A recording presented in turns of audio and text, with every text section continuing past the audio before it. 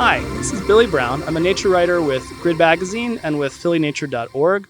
We're at Fort Mifflin on the Delaware, a great historic site that's also a great natural history site. Philadelphia's waterways, our rivers, our lakes, our ponds, our wetlands are full of turtles. But they can be a little bit hard to observe because a lot of the time they're under the water. And our water is not always crystal clear if you've ever looked into the rivers and waterways around Philadelphia.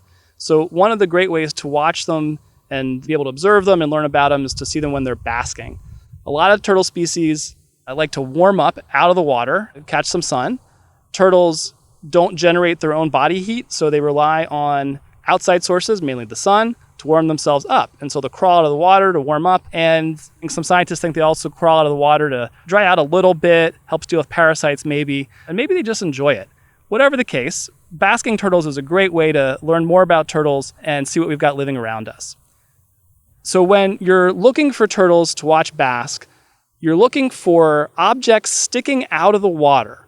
Now, the best is something that's sticking out of the water and not touching the bank. If there's nothing that's sort of isolated out of the water like that, turtles will climb up on the bank next to the water or on objects that are next to the bank.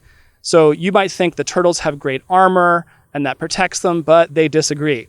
Plenty of things eat turtles. So whether we're talking about raccoons or mink or otters or people, they know that. And so they need to be somewhere where they can jump in the water real quick if something is threatening them. And they really want to be someplace where a terrestrial predator can't just walk from the land and just grab them off where they're basking. So when you're observing turtles that are basking, it helps to have a pair of binoculars. A lot of times, turtles, especially if they're somewhere where they're used to seeing people, won't necessarily jump in when they see someone walk by, but they will jump in when they see someone looking at them. So it's good to get a look from about as far away as you can, and then once you've seen them, then maybe get a little closer. At some point, they'll jump in, but you'll get as good a look as you can. If they do jump in and you're like, oh man, I missed those turtles, give it 5 or 10 minutes. A lot of times, if you're really still and quiet, they'll climb right back out and start basking again. We've got a couple painted turtles behind us, which are a common native species in Philadelphia, and they jumped in when we got close, but then they climb right back out. Same thing that you can see when you're trying to observe turtles. Other kinds of turtles that we have out basking a lot are red-bellied turtles, aka red-bellied cooters, which are a state-listed species. That means they're kind of endangered in Pennsylvania, but they are pretty common in waterways around Philadelphia. We've got a lot of something called a Redeared slider, which are native to the middle part of the continent, but are popular as pets and then get released in the water when they get too big. So they are considered a problem. They compete with some of the native turtles. If you ever have a pet turtle, whatever you do, don't release it in the outdoors. It's not really good for the turtle. Most of them die.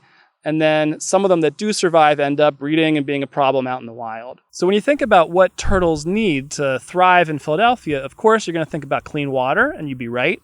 Also think about what they bask on. A lot of times turtles will do better if there's some snags, old logs, stuff like that sticking out of the water that they can climb up on, more so than if you got a really clean, manicured riverbank or shore of a lake where there's not much for them to climb up on and bask on.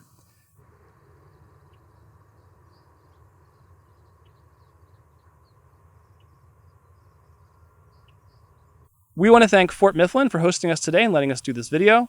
It's a great site to visit, a great historic site, but also a great place to observe nature in the shore of the Delaware and some wetland habitat here in Philadelphia.